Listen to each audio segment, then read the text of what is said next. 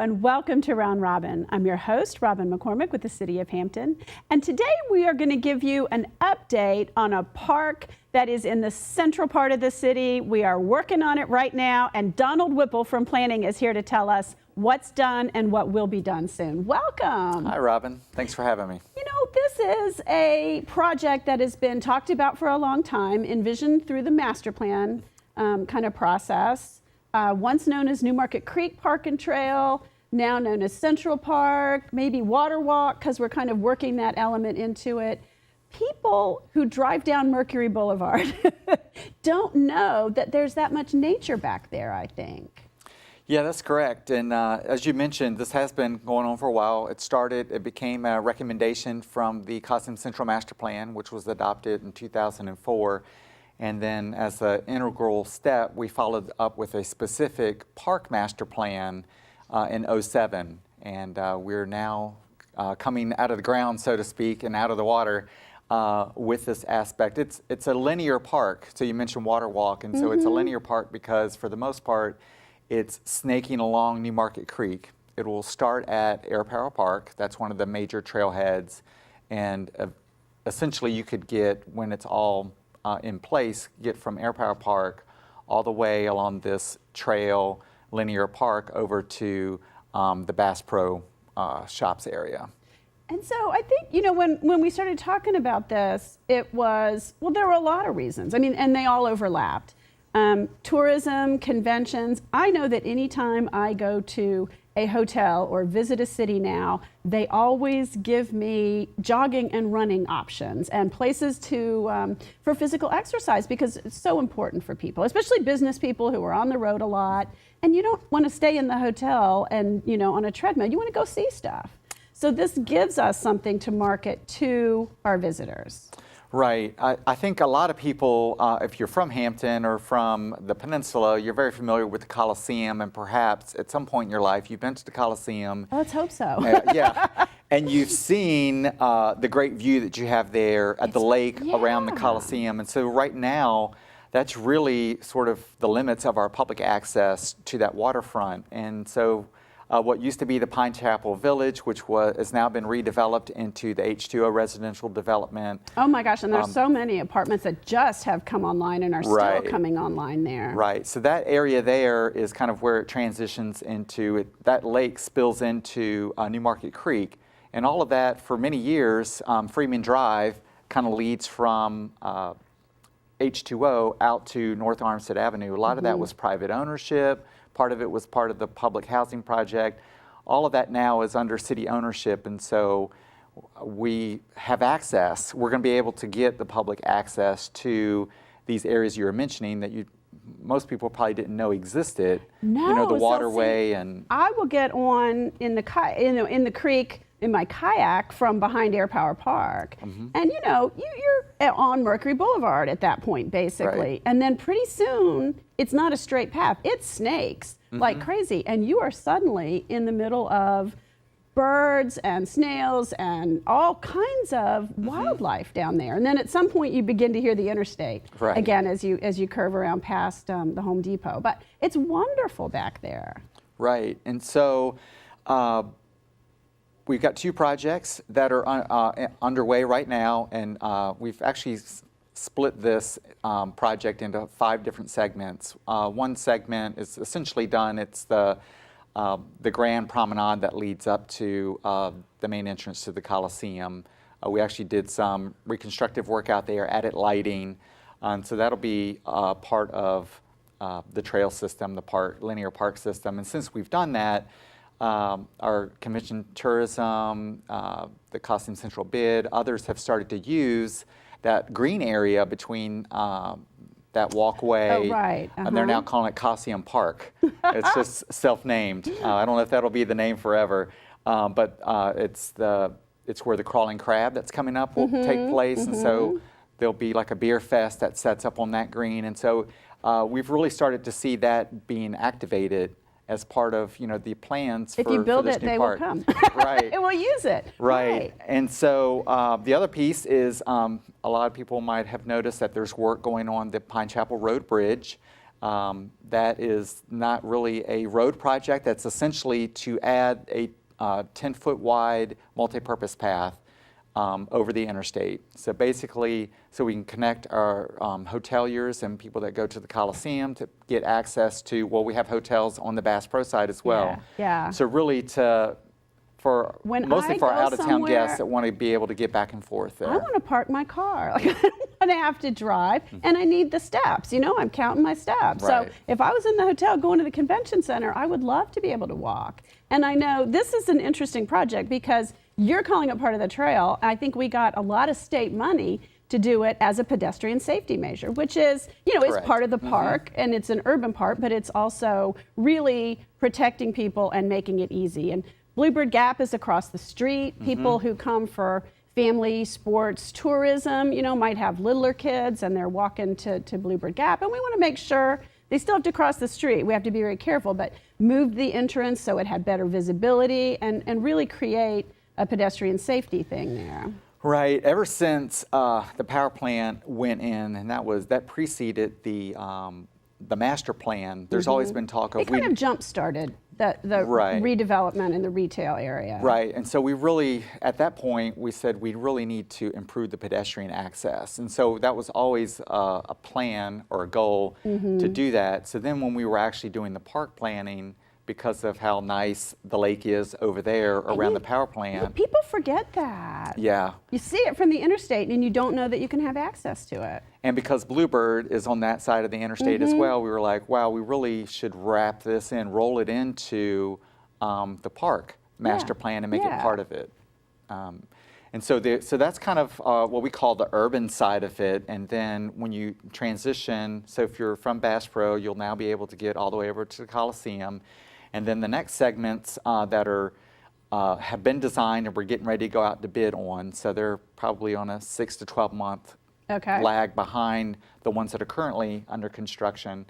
From the Coliseum, you'll be able to go all the way around H2O. We have a 40-foot public easement along that side of the lake. That'll be beautiful. And then it transitions to the creek. And then along Freeman Drive, again, that's another road project to straighten out Freeman Drive.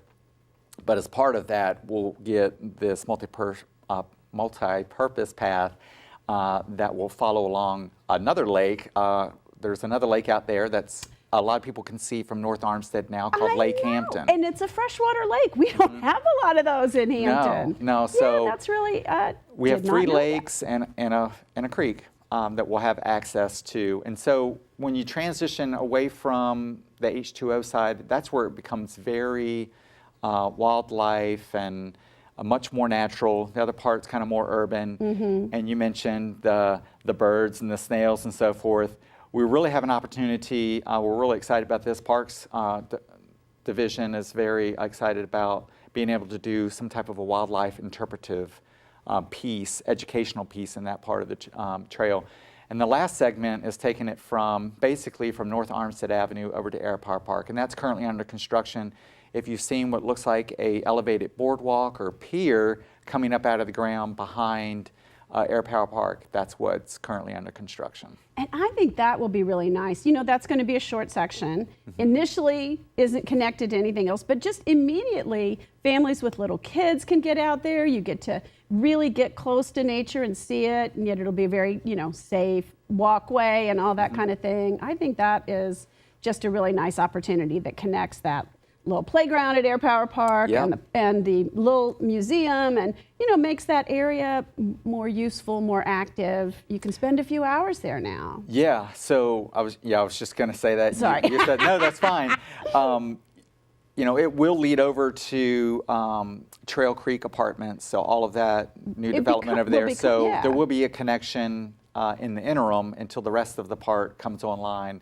But just like you said, if you were just coming out to Air Power Park and looking at the planes and the rockets or just going to the playground, now you can kind of walk up and back, over the, above the waterway, over the wetlands and all the grasses, and be able to see, the wetland birds and just all that sort of stuff. So it does give you something else to do in the interim now at Air Power Park, if that's all you wanted to do and not go the whole 3 miles. And that, I think, is the beauty of, I mean, it is a very long park. It is huge, actually, land, but it has different pieces that people may not use the whole, trail all at one time. And it's suited for a whole lot of different things. And it works for residents, and it works for older people, and it works for younger people, and it works for visitors. And it works for people who work in the Coliseum district and in a very retail, busy environments, who might want a quick place to have lunch or get away or calm down. So it serves a lot of folks. Yeah, it does. From the visitor, we just had the groundbreaking for Hyatt Place. Yes. And so that's right on the corner there of Pine Chapel and Coliseum. And we have other hotels along Coliseum Drive and Peninsula Town Center. And so really all of the visitors that come and stay in these hotels now will have safe, pedestrian access to the convention center, to the Coliseum, if they want to go over to the power plant, if they want to walk over to Peninsula Town Center.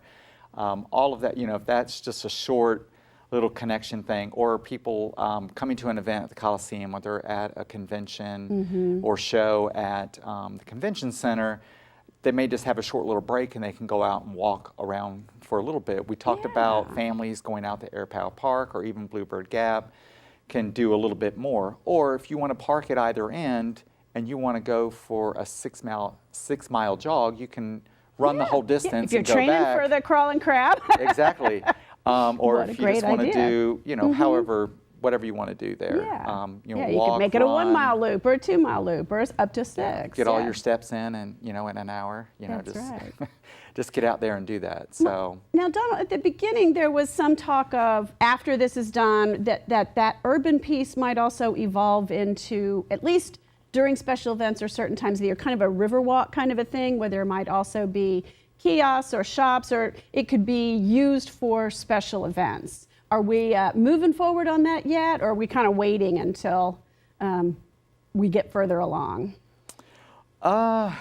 Yeah, I think it's, right now we're really focusing on getting the park in place, and up until now we've been focusing on the trail aspect of it, but there's more to it. We want to get people more access to the water. We do have a kayak canoe put in at Air Power Park, but we want to have other locations along the creek where that would be ideal, where you can not have to turn around back past the current. I mean, right. I can or only you can go just so tie far. up somewhere. We've got the area that's just east of H2O. We have and all around Lake Hampton, all of that is a large amount, when we say linear park, but there's a large amount of green open space, and so we have an opportunity to program that for various numbers of things. It is in the floodway, so we won't see a whole lot of building in that, but it still could be a place where someone could rent out for a wedding, or it could be an outdoor event reception for a convention type thing. And so after these get built, there will be additional uses. But I do want to talk about that floodway thing, because I think Newmarket Creek is sometimes has some negative connotations in Hampton because of the flooding issues. But what is so unique about this park is that it does three things, okay? Recreation, potentially commerce and economic activity on that busier end, and flood control, because you have public ownership of that land and you're putting things on it that won't be destroyed, but that give room for water when water needs room. So you're turning this potentially flooding problem area into a recreation and commerce and an asset. Yeah. It's the Dutch dialogues, and you guys started it before we were officially involved in that process, though. Yeah, you're right on that. I mean, you're a step ahead, because I was just thinking, early on, we didn't know we were going to end up in Dutch dialogue, conversations in this area, but we had, with Isabel, Irene, and other nor'easters, we had repetitive flooding of houses. I don't know if people remember, there were houses along Freeman Drive and North Armistead that backed up to Lake Hampton that were repeatedly getting flooded. And so that was an instance where the city was able to go in, and some people chose not to rebuild, and so that's how we were able to purchase that land for the purpose of, let's not have development there anymore. It doesn't Let's make sense. it part of the park that we were planning, and then now it's a great transition into, and what we've been focusing a lot of the Dutch dialogue, in is the New Market Creek watershed basin, which really connects. It winds through the whole city. People who haven't looked at that, we call it a ditch in some places, but it's if you get back on like Aberdeen and Big Bethel Road, we have a lot of flooding of properties back in there, and so it's a real concern. And so things like what we're doing with Central Park, I think, are going to help with that, and it's really set the stage for us taking a look at this. Right now, we're focusing on sort of the central, Coliseum Central linear park, but really it can expand beyond that and be a citywide park one day. Well, and it almost also is.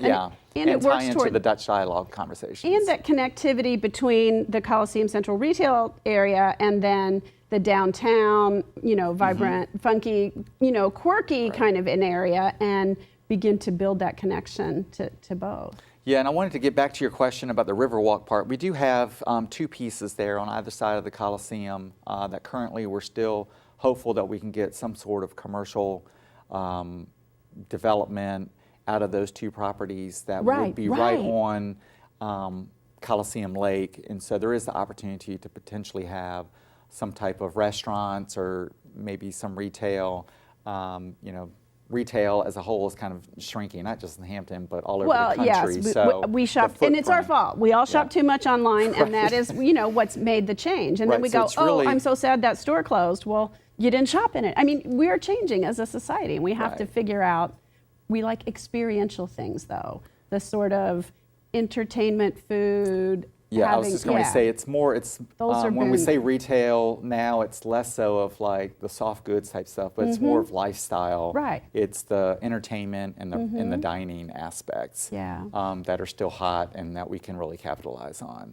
And it really, those types of things like a restaurant, I mean, hopefully everybody can envision having a restaurant on the water like that. Have outdoor dining and just great views and that sort of thing. And it really fits into this whole walkway. If you're taking a walk or, let's walk to dinner from where we live, or once you're there at that restaurant, let's go for a walk afterwards. It's a nice night or whatever, So, Donald, the other thing I'm going to ask is how we're paying for this, because I know the initially envisioned price tag was huge, and we've scaled it back to some key essential elements, and we think that commerce will follow and that there will be, some additional private investment. But part of the reason it's been done in these pieces that don't quite connect is state funding, grant funding, and some money coming from other than Hampton taxpayers. Yeah, a lot of it has been coming through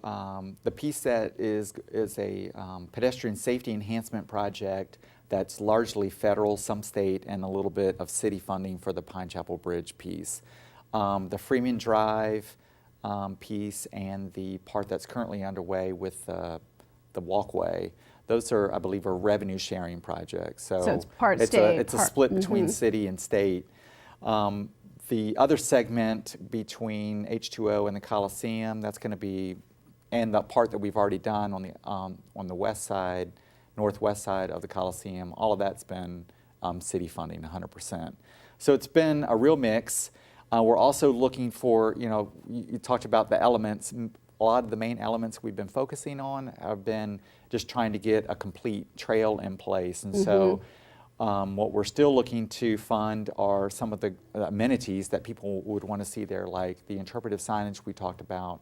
Some benches, mile markers, benches, mile markers. And hopefully some of the businesses, the business district might pitch in for some of that. I know you guys have been looking for grants. Yeah, we're looking for grants on that. We also been working with the Coliseum Central Business Improvement District to help maybe do a cost share type thing, or because it's within their district. They're excited about it. They see the value in it, and so that's part of what they do is put money back into the community, back into the district. Right, to draw more people to continue to grow. And as you say, they've already begun to do that with the green space. So it will happen. And I think people don't always see you guys as planners think in 15 to 20 to 50 year terms. And as residents, a lot of times we're like, what do you have for me today? Right. I can't look that far ahead. And so helping people to know, how it will grow and what all the potentials are really important. Mm-hmm. And another aspect I did, as far as amenities, what I'd really like to see along the Coliseum walkway, what I call the Coliseum Promenade, is really trying to get more public art out in that space. It's a really cool space. If you again, if you haven't been out there, go out there. It's got mature trees that are already in place. We've added lighting, so it's safe to be out there at night. That's a wonderful thing. But just a lot of existing spaces that are off the walkway where we could put interpretive signage. We talked about we're going to have wildlife interpretive signage down at the more natural end, but because the Coliseum has been such an icon oh my gosh. for this community. I think it's the main icon in Hampton, really. We talked about doing a sort of history walk for the Coliseum itself, where we could talk about how it was built and maybe have pictures of how it was built. I had some great concerts, historical, great major concerts, events. We are the mothership. We were the mothership for the Grateful Dead, for Fish, Elvis Presley performed here. We have basketball. We have professional basketball. I mean, there's a tremendous amount of fun there. So I think that would be great history for people to know about, and then also mix in with that some public art and make it fun. Maybe have an art contest, like a yearly art contest, and so we're really just show stuff off. I think it would that's the perfect spot to do something like that. Activating the space, even as construction will still be going on for a little while. Yep. All right. Thank you so much, Donald. I appreciate it. And thank you for watching. I hope to see you out there, whether you're doing a short piece around Bluebird Gap or between Bass Pro and Coliseum, or whether you're in the more natural part. Maybe you'll see me on my kayak in the creek, because it is an absolutely gorgeous spot. Thanks for watching.